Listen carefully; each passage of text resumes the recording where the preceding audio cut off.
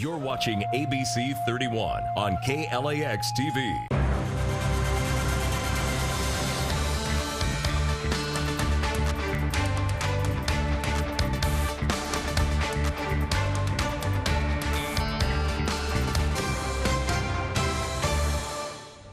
Coming up, the Choctaw Tribe celebrates a 30-year anniversary in business. And what Facebook fact-checking means for users. These stories and more start now. Good evening, and welcome to ABC 31 News at 10. I'm Kiyrax Davis. The Choctaw Tribe marked 30 years in business with a huge anniversary celebration.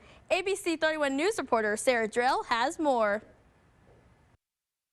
The Choctaw Tribe recently marked an incredible milestone, 30 years of success at the Gina Choctaw Pines Casino, with a grand celebration that brought together the community, tribal members, and guests for a day filled with joy, culture, and gratitude. The event kicked off with an array of sweet treats that delighted everyone in attendance, including a beautifully crafted cake and desserts that wowed the tribe and their attendees. The centerpiece of the celebration was an enormous cake, decorated with intricate design and a message of thanks, symbolizing the milestone and the tribe's enduring success. As the celebration continued, attendees were treated to vibrant displays of traditional tribal dances, with dancers adorned in colorful regalia, bringing the history and spirit of the Choctaw people to life. Each dance, from lively group performances to solemn solos, was a powerful reminder of the tribe's deep cultural roots. The Coushatta Junior Princess Aubrey Fontenot explained the day's events to ABC 31. Today we are holding the 30th anniversary for a casino being built. And today we were showing dances, and we were also holding our cake cutting today, as well as the dances that were here. And we had a lot of people this morning, and it was a very great opportunity to share our culture with other people who are here today. The tribe also took a moment to express heartfelt gratitude to the attendees and the surrounding community.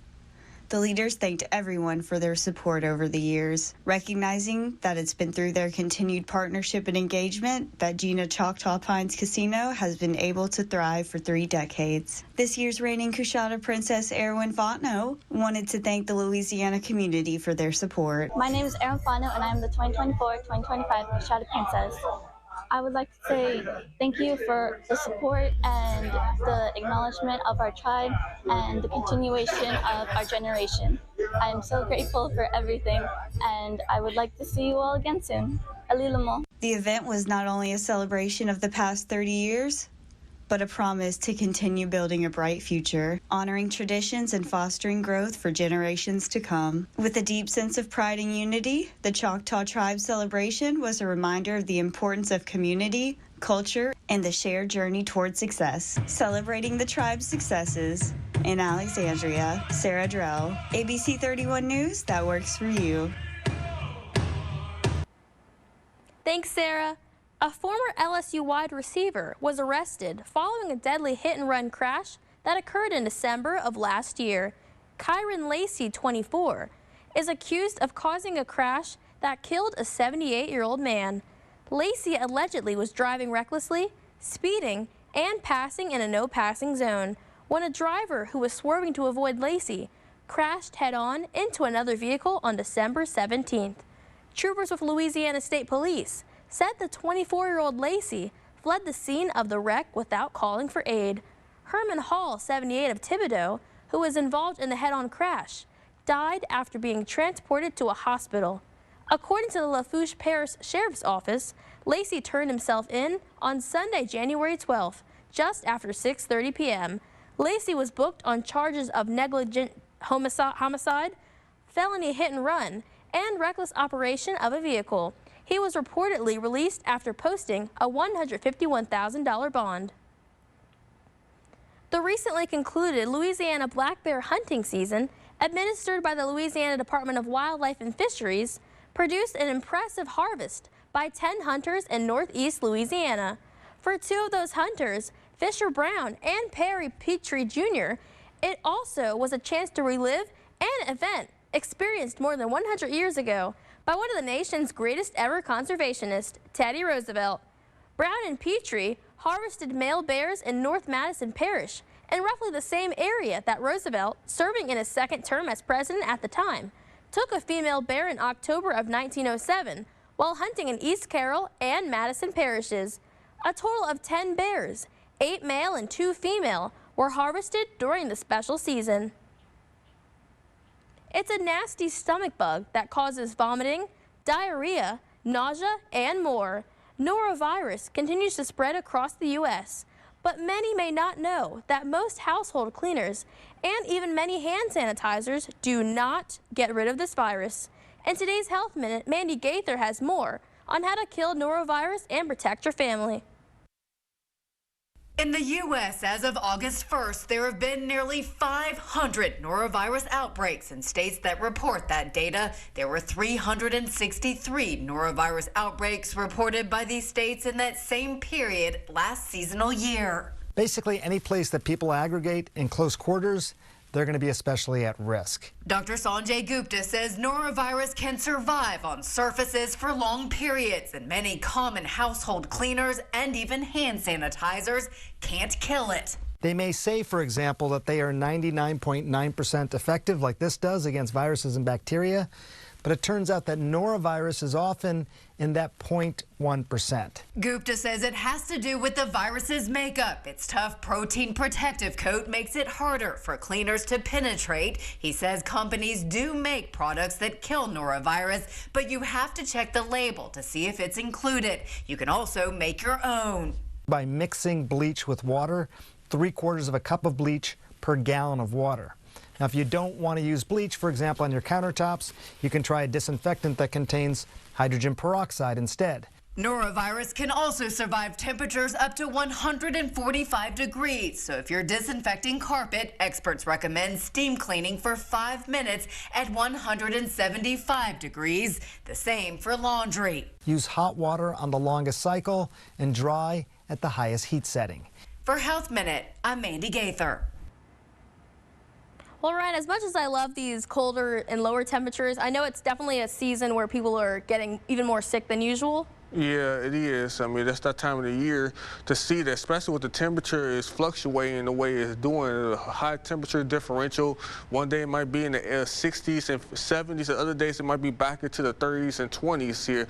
Not going to be quite that cold here in the 7-day forecast here. We will see some more rain and some storm chances in the forecast. Wednesday looks like we got some chances of rain. And then towards the end of the week, I'll talk about that in my full forecast coming up.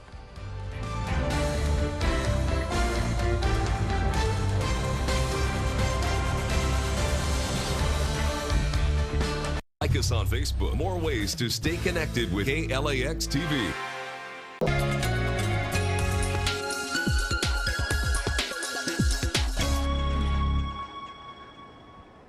Well, hoping everybody's having a great Monday night so far. We're going to see temperatures remain at normal for a couple more days, but we're going to start to see those rain chances increase as we go through the remainder of the week here. Even some storm chances on our Friday and Saturday. I'll talk about that. We'll show you that more on my 7-day forecast here. But for the time being, we're going to remain dry throughout our Tuesday here, and it's going to remain like that. Now, on Wednesday, on the other hand, you're going to see these rain chances begin to develop here in the forecast, and it will begin to push its way from parts of San Antonio and Houston all the way and off the Gulf Coast into our direction here late on Wednesday here, bringing us some rain chances in that forecast here. And even more so as we go through this weekend, we're going to see those storm chances increase.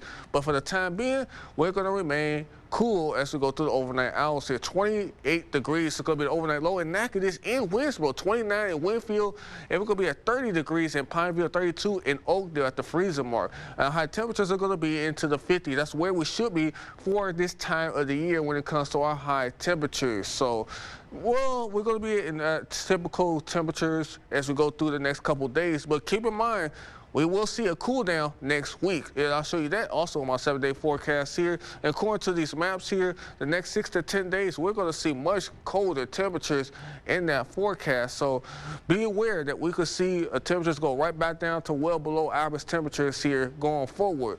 But for tomorrow, we're going to see those temperatures once again into the 40s as we go through the evening hours here. 49, and clouds will begin to increase. So again, 29 degrees, going to be partly cloudy, cold. Those winds are coming out of the north at 5 miles an hour, and we're going to see again Mostly cloudy skies, pleasant with those northeast winds at 5 miles an hour. High temperature is going to be about 53 degrees here. We're going to remain into the 50s for the remainder of the week. On Friday and Saturday, so I was just mentioning, our temperatures are going to rise into the 60s, 65 for our Saturday, but then we drop off a little bit as we go through your Monday. Now, highs only into the 30s, 37 degrees. And look at the overnight low here, Kyra. We're talking about 18 degrees here for an overnight low here. So a cold morning. Again, this is a little bit far out, so we don't know exactly if this is going to stand. It could easily change here going forward. But yes, looks like it's going to be a much colder week next week. And even beyond that 7-day forecast, we could see some colder temperatures here. And like I mentioned in the news at 6, beyond that 7-day forecast, we could see possibly even some snow develop in some of our viewing area spots here. I know that's something that you are going to enjoy 110%, and me the opposite, because now you can think about snowfall fights if that would get enough snow. Exactly. I think everyone should just like throw snowballs at you, and then we all should make like a really nice snowman. Yes, if we could, yes, definitely. But for the time being, we're still going to remain too warm to see snow for the weekend here, but rain chances are going to be in that forecast. Oh, thank you, Ryan. We want to introduce you to the brand new way to stay connected to ABC31 and stay informed with the new KLAX smartphone app. Check out local stories and our instant live video and your localized weather forecast wherever you are. Be in the know wherever you go with the new ABC31 app, available in the Apple App Store and Google Play. Follow us on Twitter. More ways to stay connected with KLAX TV.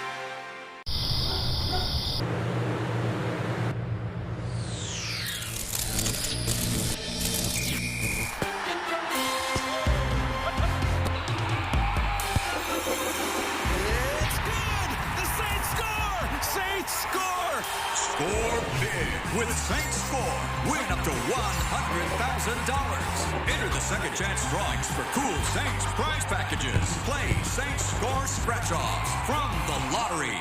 Are you having trouble hearing your TV or listening to conversations in loud spaces? Then it might be time to consider Nano hearing aids. Nanos are FDA-registered OTC hearing aids. Don't be fooled by overpriced hearing aids. Prescription hearing aids could cost $3,000 or more. Nano hearing aids are now offering $100 off through this special TV offer. Call now and get 2 CIC rechargeable hearing aids for only $297. And if you're not happy, return them for a full refund. A South suburban parent is demanding answers after her preschooler was left on a school bus for hours. Tonight, 3-year-old Azia is safe and warm with her family after being left on a school bus in this snowy depot, cold, alone, and scared. She was just saying, "Mommy, I was left." Firefighters in California racing against the clock to contain blazes ahead of the return of... Tonight, 3-year-old Azia is safe and warm with her family after being left on a school bus in this snowy depot, cold, alone, and scared. She was just saying, "Mommy, I was left on a bus. I was left on a bus." Talia Anderson says it happened after a bus picked up her daughter around midday to go to preschool at Richton Square Elementary in Richton Park. Hours later, the school calling Talia, asking why Azia wasn't there. I was she okay? Was she alive at this point? I just needed to know. Later, the superintendent calling back, saying Azia, who'd apparently fallen asleep on the way to preschool, was found on her bus at that depot in Country Club Hills. I'm frustrated because how can you really leave a 3-year-old on the bus and I'm giving you to her in your care? Madison School District 162 telling ABC7 Azia was not delivered to the school and instead was unknowingly transported back to the bus depot. The bus driver involved in this matter will no longer provide services for District 162 because safety policies and procedures were not followed. She's just been really thirsty ever since the situation. So I just been giving her water, giving her apple juice, and trying to keep her hydrated.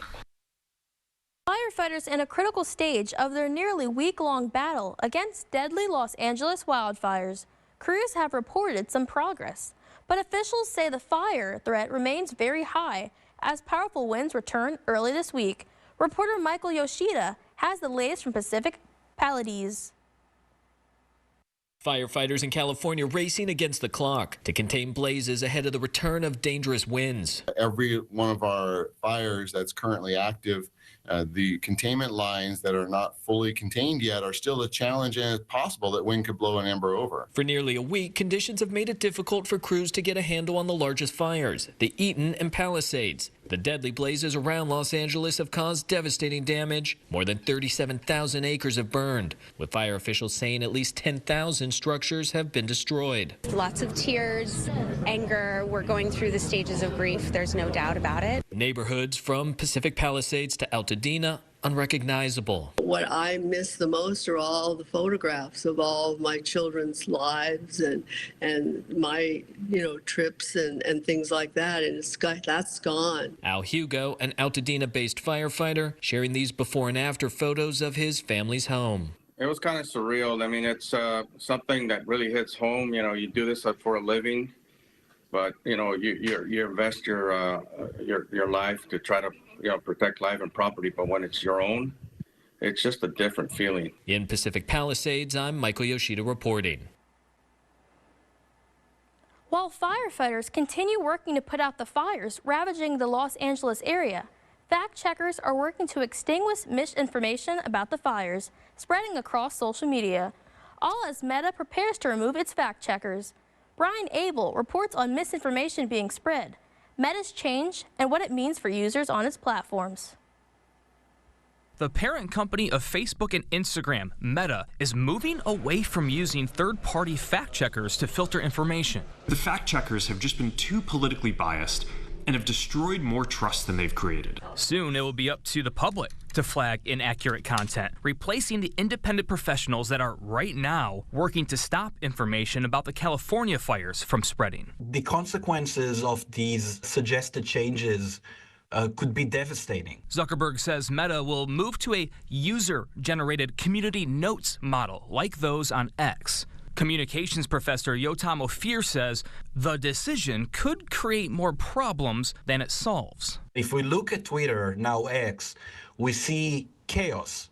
We see a rise in misinformation as evident in scientific studies. He says the average social media user may not be equipped to detect deception. Fact checkers are capable of doing that. They have the tools, they have the knowledge. But that's not always the case, according to digital social media professor Karen North, which she says is part of the problem Zuckerberg is trying to address. He feels that the trade-off of having the fact check versus the bias of the fact checkers is a problem for him. So he's pulling back on that and handing it back over to the public. North says there will still be safeguards in the forms of trained algorithms, internal trust and safety employees, plus the community moderators and the public. So the ecosystem of moderation will still be there to catch most of the stuff that's harmful.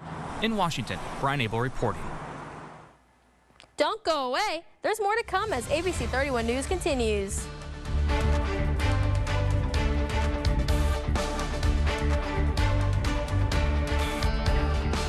Stay connected with KLAX ABC31. Appalachia High School has installed a weapons detection system following a deadly shooting in September. Courtney Francisco has the story.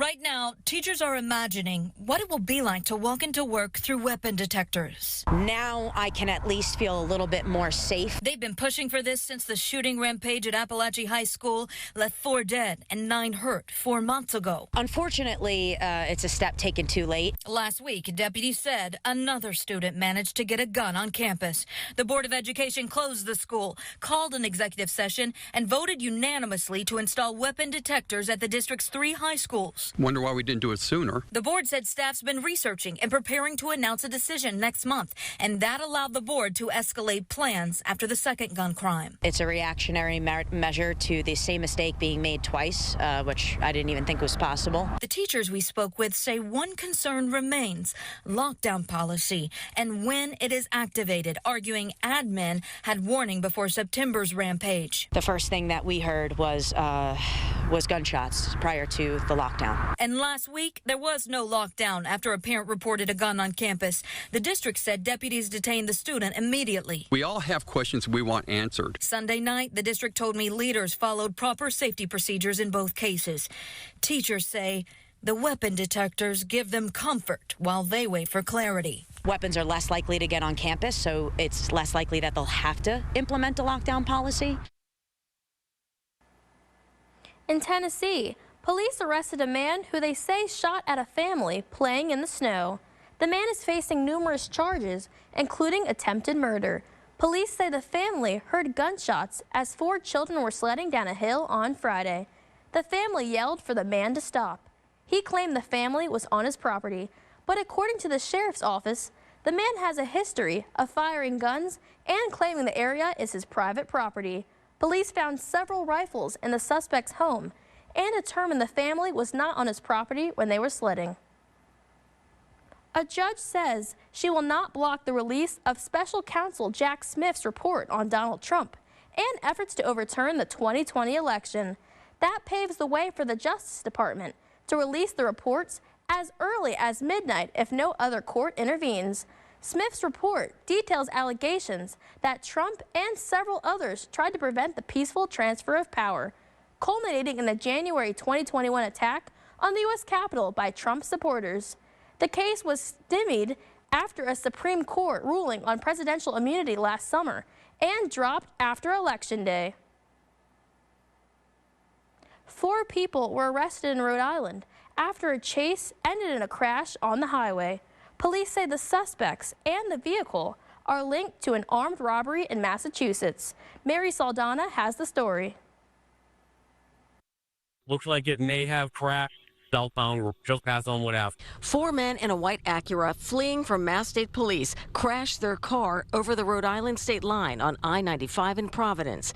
Police believe it is the same white car spotted in this Ring video from Harvard, Mass on Thursday, involving the robbery of a FedEx driver as he tried to drop off a pricey computer monitor. One of the suspects was injured in the crash. The other 3 took off on foot.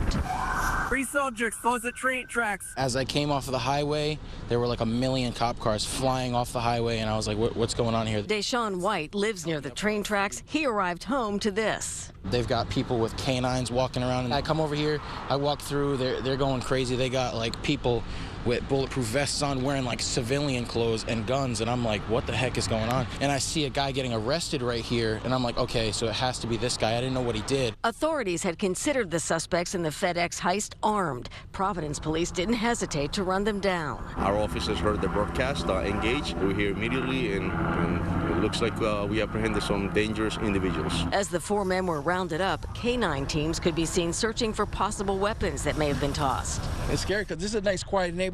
Jesus Molina was at work when he got an alert from his Ring camera. It sees it right there, helicopters and sirens. To find out what happened, man, I'm really glad that no one was hurt.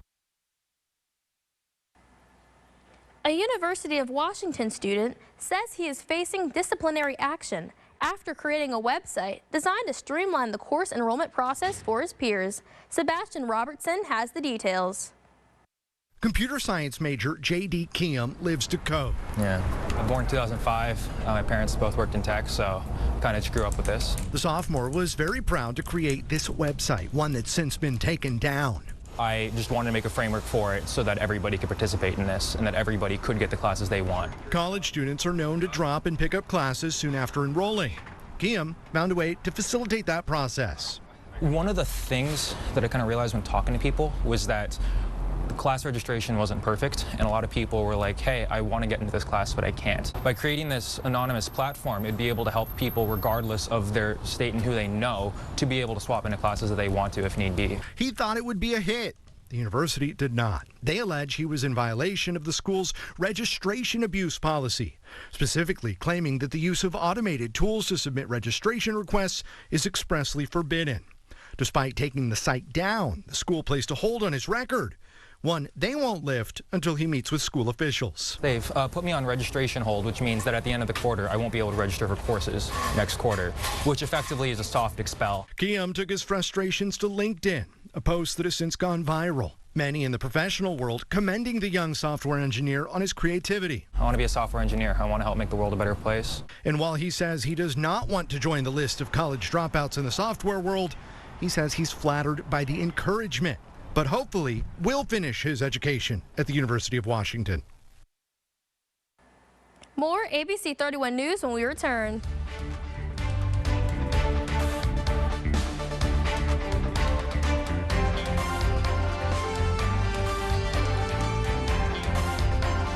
Download the KLAX weather app for your smartphone or tablet.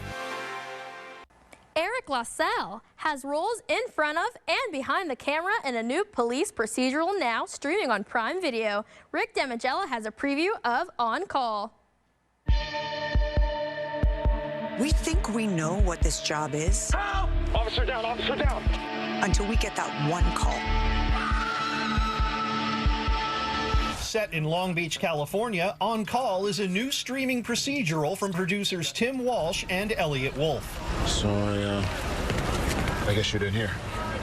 Hear about what?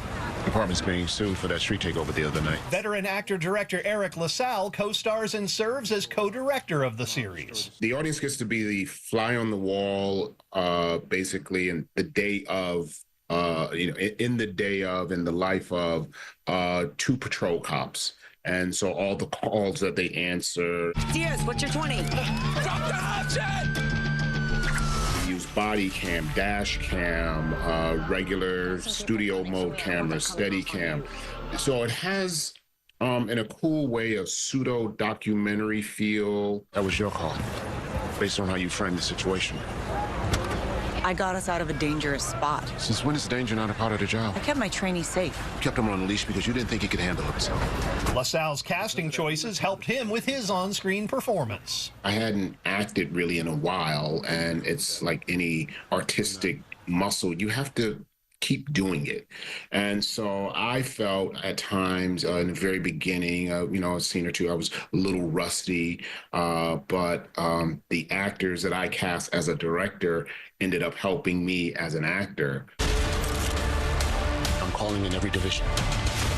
Every move we make is under a microscope. In Hollywood, I'm Rick Damigella. I work. Take care. Wolves howl at the moon, but the wolf moon, well, it swallows Mars, figuratively speaking, of course. The wolf moon is the first full moon of the year, and for some sky gazers on Monday, it will appear to pass in front of Mars. Times for the cosmic magic trick will vary, but for those on the East Coast, Mars will disappear behind the moon just after 9 p.m. Eastern Time and reappear at 10:30 p.m. According to the Old Farmer's Almanac, January's full moon is called the wolf moon because wolves are active this time of year and can be heard howling on cold winter nights. An Uber driver is boosting his biz and his social media clout with the help of an adorable four-legged friend who is coming along for the ride. Jeremy Roth has today's Take a Look at This. Go play. An Uber driver in Colorado is enjoying viral fame after giving his ride-sharing gig a boost using a very simple concept. Who doesn't love dogs? Let's go to work. Good boy. Kevin Furman says bringing his 3-year-old dog Bowie along on his Uber driving shifts was actually kind of a no-brainer. Colorado is such a dog-friendly place, so I knew people would like it. Instantly, it was a big hit. All my passengers loved it. Bowie wasn't just a big hit with passengers, but social media followers as well. Kevin says Bowie became a hit on YouTube and TikTok, and views and followers came rolling in nearly overnight, turning this doggone good Uber dog uber viral, uber fast, all over social media. Sometimes I wonder if he knows that he's kind of famous. Even with their newfound fame, the formula stays the same. Bowie provides tender love and care. Kevin gets you safely there. A truck in Kansas is going to need a little TLC after a terrifying run-in with a large chunk of ice gone airborne. The truck's dash cam was rolling when the incident happened in the blink of an eye. The large chunk can be seen flying off a passing vehicle right before colliding with the windshield. Amazingly, the Chase County Sheriff's Office said the driver managed to escape with only a few minor cuts. But perhaps even more amazing, the department then posted another ice windshield smash situation they say happened just a few hours later. The office is using the ice-cold close calls as cautionary tales to encourage drivers to go the extra mile in clearing ice off their cars. For Take a Look at This, I'm Jeremy Roth. We'll be back to wrap up this report of ABC 31 News after these messages.